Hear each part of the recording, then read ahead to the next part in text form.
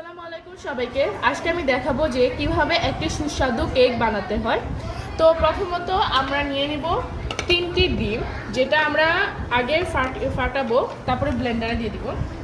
তো চলুন ডিম 3টা দেন পরপর দেওয়া যায়।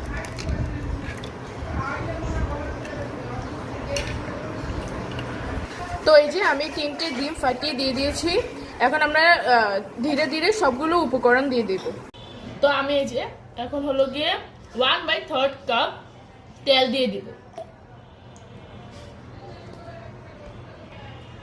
তো এখন দিয়ে দিব হাফ কাপ পরিমাণে ভ্যানিলা এসেন্স।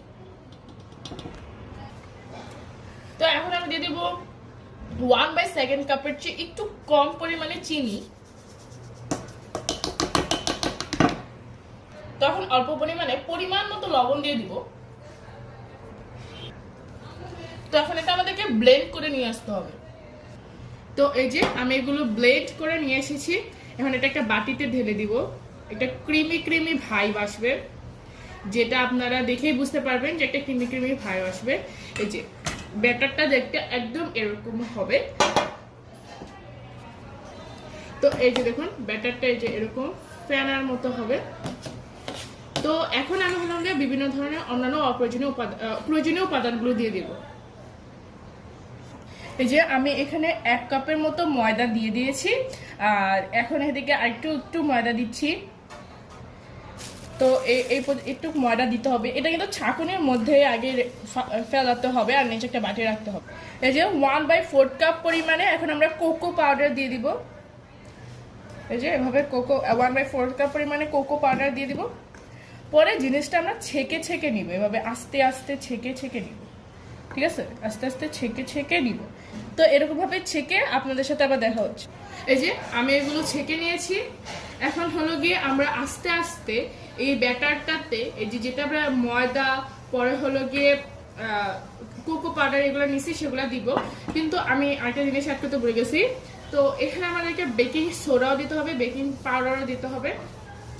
তো এটাও এখানে ছেঁকে দিতে হবে। তো একটু ভুল হয়ে গেছে, but it's not a big deal.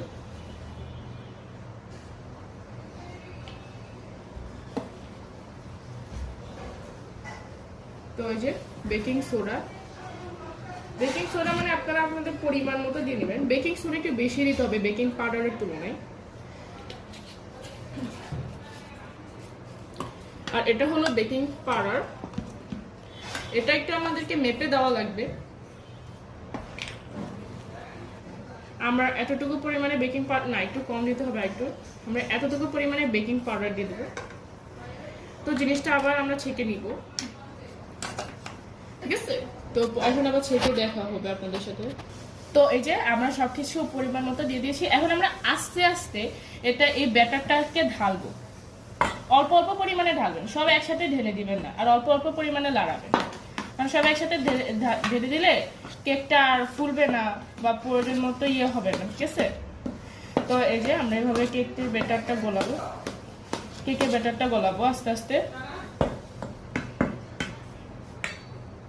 তো অল্প পরিমাণে দিতে হবে, না হলে কেক আবার ভিতরে ফুলবে না।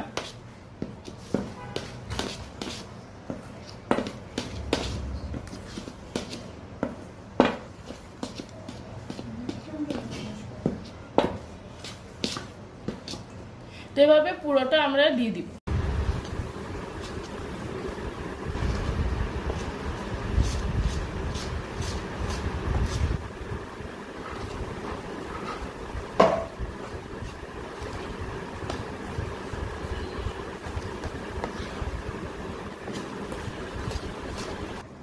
এরপর কেক বানানোর একটি পাত্রে কেক বানানোর যে পাত্রটা নেবেন সেটা অনুযায়ী একটা কাগজ কেটে সেখানে পরিমাণ মতো তেল লাগিয়ে তারপর যে কেকের ব্যাটারটা বানানো হয়েছিল সেটা ঢেলে দিবেন।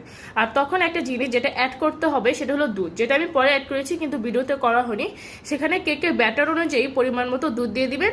তারপরে হলো গিয়ে কেকের ব্যাটারটা তৈরি করে ফেলবেন। তারপরে এই কেকের পাত্রটা তেল দিয়ে পরিমাণ মতো মালিশ করে তারপরে কেকের ব্যাটারটা ঢেলে দিবেন। এরপর চুলায় দিয়ে দিবেন 30 থেকে 40 মিনিটের জন্য। পরে কেকটা হয়ে যাবে। এখানে কেকের দুটি ব্যাটার তৈরি করেছি।